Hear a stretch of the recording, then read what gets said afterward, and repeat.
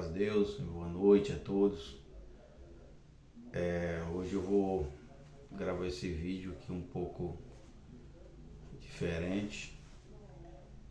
E eu olhando aqui para o vestido de terno diante de uma câmara, eu me lembro que alguns anos atrás,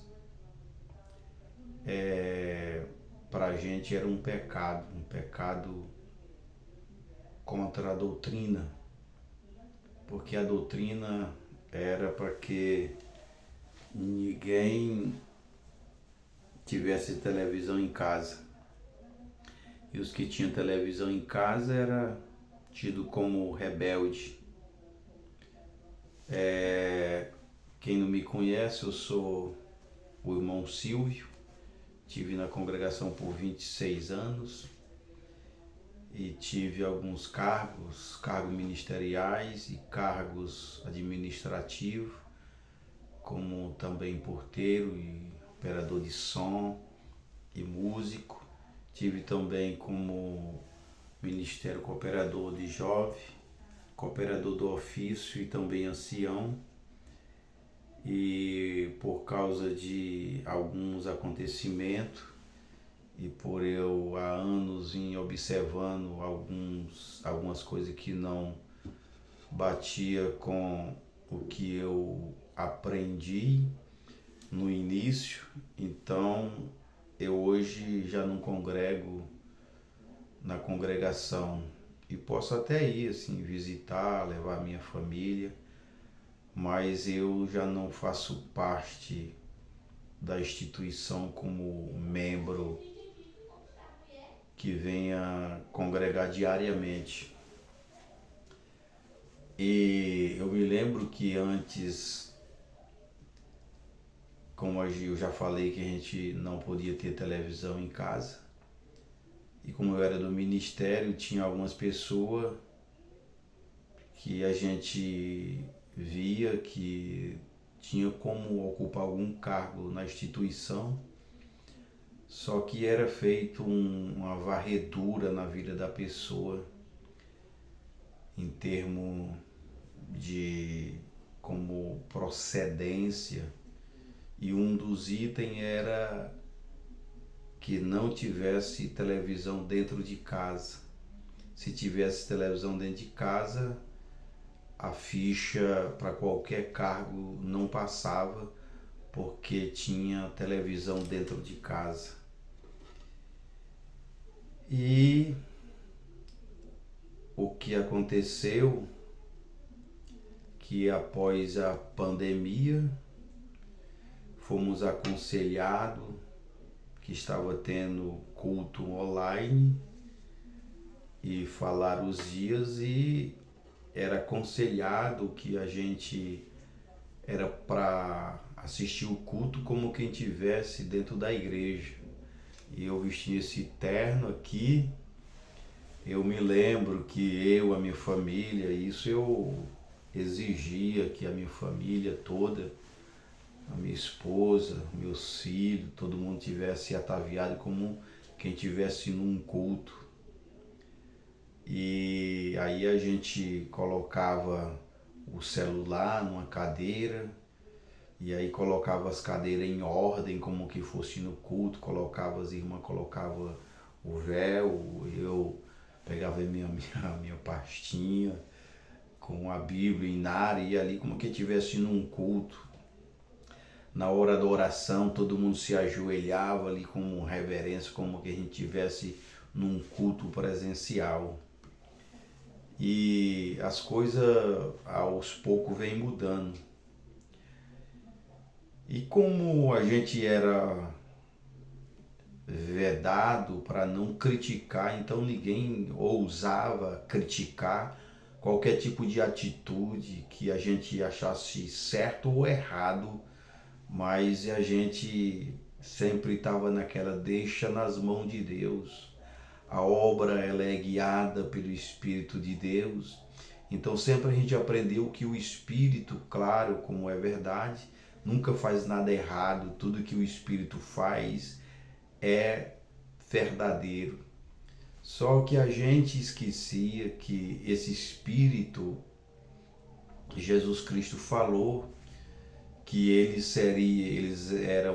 tinham sido batizados na água, mas poucos dias depois seriam batizados com o Espírito Santo, e que o Espírito Santo fazia os lembrar de tudo quanto eles tinham ouvido. E a gente esquecia que se não tivesse de acordo à palavra, fugindo dos contextos bíblicos, já não era o Espírito Santo, mas a gente foi ensinado que tudo era pelo Espírito Santo, os homens que estavam na frente, principalmente o Braz, que lá no estado do Maranhão a gente conhecia como o Braz. O Braz é como quem fosse o topo de tudo, então é de lá que vem os ensinamentos, é como quem fosse o Vaticano, é de lá que sai a fumaça branca, é de lá que sai o manjar, é de lá que vem tudo puro, é de lá que então ninguém ousava a criticar ou contestar qualquer coisa, se achasse certo ou errado. Se a gente achasse errado, a gente se corrigia e dizia, então é um espírito contrário que está querendo me usar, é um espírito do mal que está querendo que eu veja a obra de Deus diferente. E o que eu quero comentar hoje, baseado no que eu falei, porque é que para criticar CCB é preciso sair. Não tem como você ousar criticar ou até mesmo comentar entre irmãos, até mesmo amigos, porque, como eu já falei, às vezes a gente falava com algum companheiro do ministério, irmão, o que você acha disso?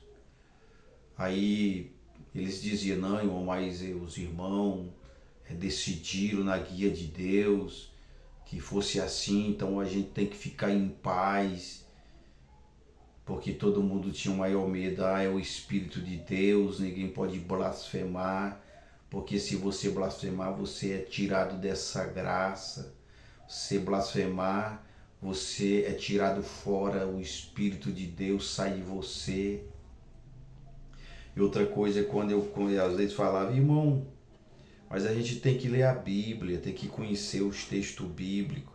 Não, irmão, se você fizer assim, você vai pregar pela carne, você vai pregar de acordo com o que você leu.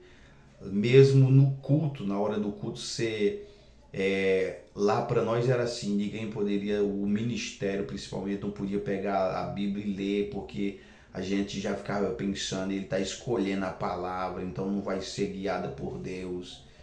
Então era aquele dilema, então o que vinha atender ele já tinha que chegar ali já preparado, ali com os olhos fechados no banco e entrando na comunhão, glória a Deus, aleluia, naquela comunhão, e não podia ler a Bíblia, porque ali ele tinha que estar inteiramente ligado com o Espírito de Deus. E aí a gente não podia criticar. Aí a pergunta é, por que para criticar tem que sair da CCB?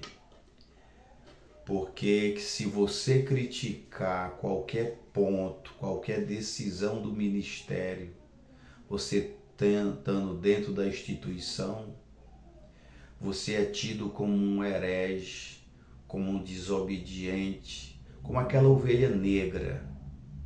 Se você criticar, fazer alguma pergunta, o que você acha desse ensinamento? Eu não acho correto, eu acho que daqui não deveria ser assim. A partir dali é espalhado de pouco a pouco entre a irmandade e pensar que não, você se torna uma ovelha negra.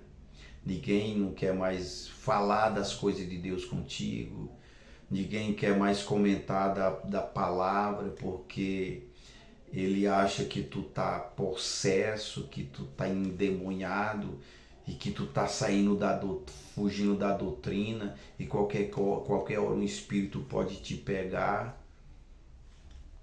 E aí é por isso que hoje a congregação tem muitos críticos. É porque eles não tiveram apoio para criticar, para perguntar, para indagar, ou até mesmo para colocar diante do povo, num culto, ou numa oração, ou numa palavra, a sua visão do que a instituição achava que estava certo.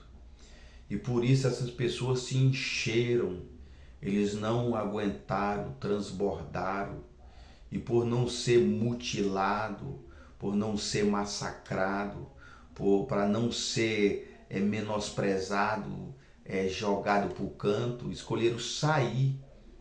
E com a internet, aí eles puderam falar a sua visão. Mas uma coisa que a igreja, isso é qualquer igreja, como eu já vi muitas pessoas falando, né, os bereanos, o que era que eles observavam? Paulo, no momento, para eles trazia uma nova doutrina, um novo ensinamento, um novo caminho.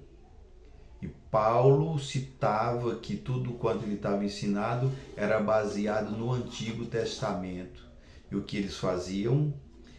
Eles iam no Antigo Testamento e conferia os pontos que Paulo citava, se de fato era de acordo com o que Paulo estava falando. E outra coisa também, era declarado um profeta de Deus a realização do que ele falasse em nome de Deus, se cumprisse de acordo, ponto a ponto que Deus falou através dele, era verdadeiro. Se tivesse qualquer ponto que fugisse, não era. É igual a escritura, os escribas, eles tratavam minuciosamente das escrituras, então não poderia ter erro, tinha que ser exato. Qualquer texto que houvesse qualquer dúvida ou alguma letra, algum rabisco, não era aceito. Aquilo dali era demolido e começado do início. Então hoje a congregação tem muitos críticos, não destrutivo, não para destruir, mas para haver um reparo, para sarar suas próprias feridas que ficaram feridos sem misericórdia, sem compreensão. E eu me lembro, colocar uma brincadeira aqui, mas isso foi lá no nosso estado do Maranhão, na cidade próximo de nós. Uma pessoa obedeceu e foi ensinado que para a igreja tinha que ser de terno. Todo mundo tinha que ser de terno, irmão. Aqui todo mundo só usa terno. E servo de Deus, todo mundo vai de terno.